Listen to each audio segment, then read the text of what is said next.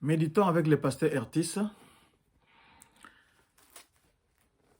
Nous méditons selon le programme de la Ligue pour la lecture de la Bible et nous utilisons le lecteur de la Bible comme base de cette méditation. Le lecteur de la Bible 2021 qui a prévu pour samedi le 20 février, Deutéronome chapitre 27 du 1er au 26e verset, c'est-à-dire tout le chapitre 27, où il est question de l'autel érigé sur le mont Ebal et des malédictions qui vont être prononcées comme avertissement au peuple. Pour approfondir cette méditation, voici les questions qui nous viennent du lecteur. De quoi ou de qui parle ce verset? Y a-t-il un avertissement? Quelle vérité Dieu me révèle-t-il?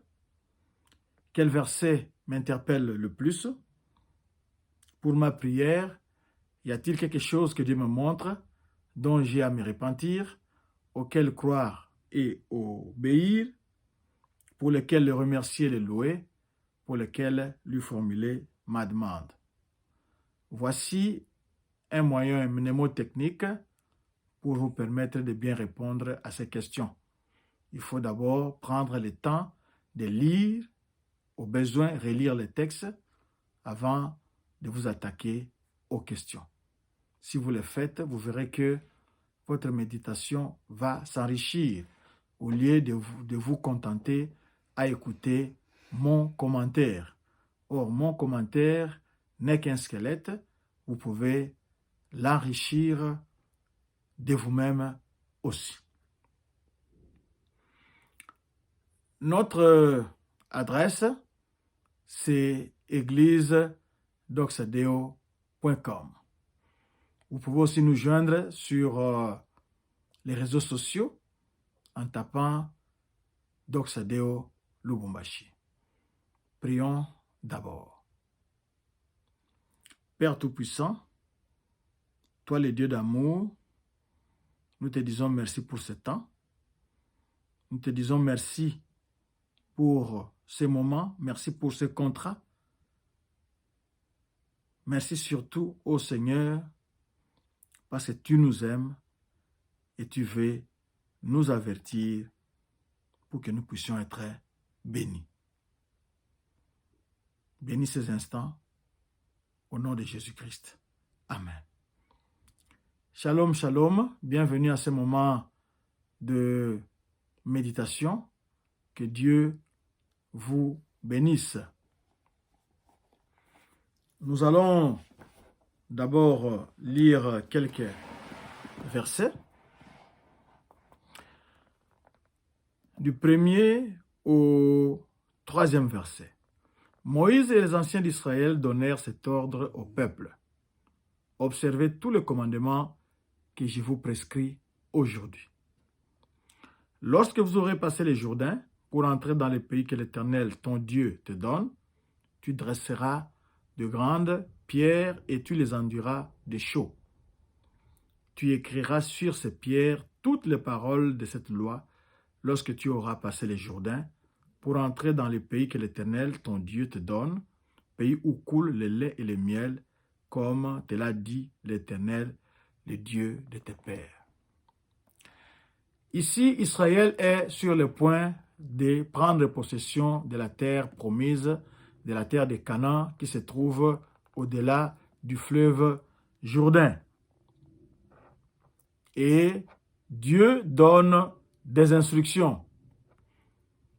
Pour comprendre bien la pensée de Dieu, c'est Dieu, c'est lui le propriétaire de la terre. Il veut la donner à son peuple, d'où ils doivent écrire un contrat. Et les contrats, on ne les signe pas aveuglément. On signe les contrats après l'avoir lu, après avoir pris connaissance du contenu du contrat. C'est ce que Dieu est en train de faire ici. Il va demander à son peuple, qui est composé de 12 tribus, il va les diviser en deux. D'un côté, 6 tribus sur le mont Ébal. D'autre part, 6 tribus sur le mont Garizim. Quelles sont les tribus qui vont aller sur le mont Garizim? C'est Siméon, Lévi, Judas, Issachar, Joseph et Benjamin. Et ils seront sur le mont Garizim où seront prononcées les bénédictions envers le peuple. À partir du verset 13, nous avons Ruben, Gad, Aser, Zabulon, Dan et Nephtali, et ils se tiendront sur le mont Ébal, et c'est là que seront prononcées les malédictions. Faisons remarquer que ceux qui seront du côté de là où on va prononcer les malédictions ce sont les fils des servantes de Léa et de Rachel. Mais Ruben n'est pas fils de la servante, d'une des servantes. Ruben, c'est celui qui avait déshonoré les lits de son père. Et son père lui avait retiré les droits d'aînesse. Ce n'est pas étonnant qu'il puisse se retrouver du côté de l'endroit où on va prononcer les malédictions. Nous allons lire la première malédiction. Maudit, c'est au verset 15, maudit soit l'homme qui fait une image taillée ou une image en métal fondu, abomination de l'Éternel, œuvre des mains d'un artisan, et qui la place dans un lieu secret. Et tout le peuple répondra et dira Amen. Il y a 12 tribus. Curieusement, il y a aussi 12 malédictions ici, si vous comptez. Le peuple a eu à prononcer Amen 12 fois. Nous voulons insister un peu sur la signification d'Amen. Amen, c'est un mot que nous rencontrons couramment parmi les chrétiens, mais que signifie-t-il? Il signifie ainsi soit-il.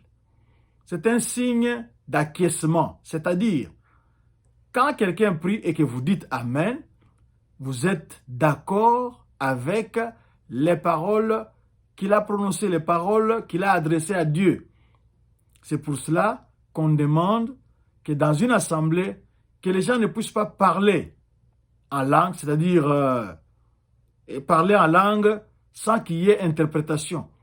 Parce que s'il n'y a pas d'interprétation, comment celui qui vous assiste, celui qui vous a écouté, pourra-t-il dire Amen?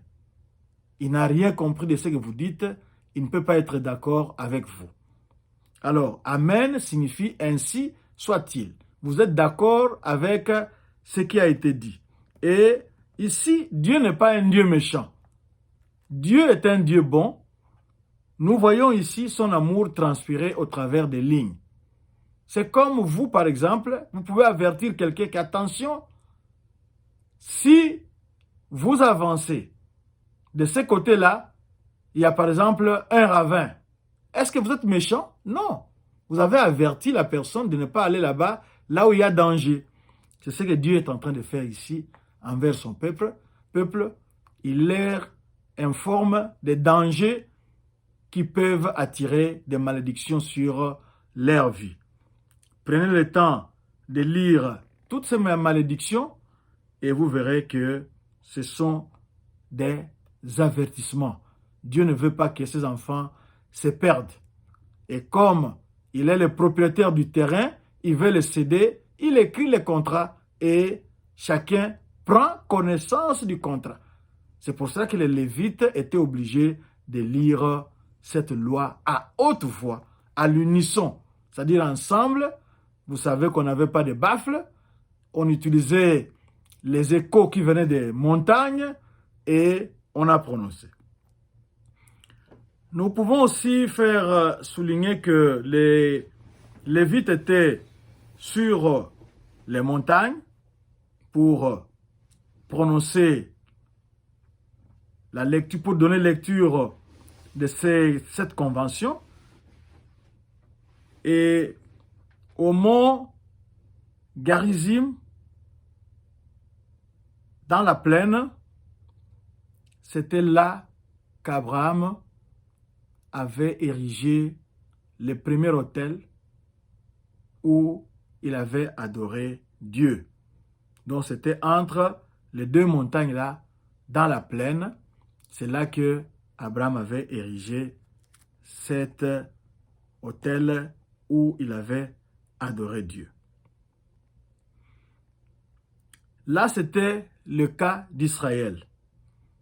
Maintenant, il s'agit de nous. Prenez la peine de lire ce qui peut attirer la malédiction dans la vie de quelqu'un. Nous n'allons pas beaucoup insister sur les bénédictions, car tout le monde préfère ou aime les bénédictions, mais nous oublions qu'il y a les malédictions qui sont à côté et nous devons les connaître pour que nous puissions les éviter, car ces malédictions sont des écueils sur notre marche chrétienne. Ici, il s'agit d'un contrat. Un contrat qu'Israël avait conclu, avait signé avec Dieu. Leur temps est passé. Aujourd'hui, Israël, c'est vous, Israël, c'est moi. Peut-être que vous n'avez jamais signé ce contrat avec Dieu pour dire que vous voulez aussi devenir enfant de Dieu.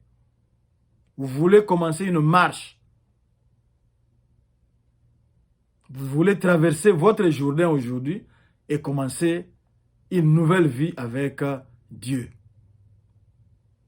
Le premier pas, votre Jourdain, ce sera de recevoir d'abord Jésus-Christ. Quand vous l'aurez reçu, ensuite, vous verrez que vous pourrez dire oui et amen à la parole de Dieu. Pour connaître la parole de Dieu, il faut la lire. C'est ça le contrat en question.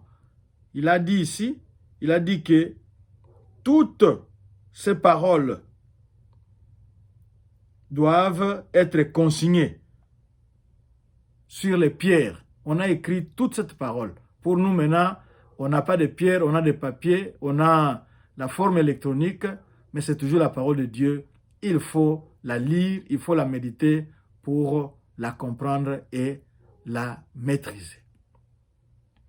C'est votre prière. Prions maintenant. Seigneur, merci pour ta parole. Merci parce que tu es disposé à me bénir. J'accepte ton Fils Jésus-Christ dans ma vie, qu'il entre dans mon cœur, qu'il soit le premier. Merci pour le pardon des péchés. Amen. Vous êtes devenu enfant de Dieu. Maintenant, vous pouvez dire Amen, comme Israël l'avait dit à cette époque-là. Et prenez garde à ne pas tomber dans les ornières que la parole de Dieu a soulignées pour que vous puissiez être un bon enfant de Dieu et bénéficier de ces bénédictions. Notre adresse, 3 fois www.eglisedoxadeo.com. Nous sommes sur les réseaux sociaux, sur Twitter, YouTube et Facebook. Passez un très très bon week-end et que Dieu vous bénisse.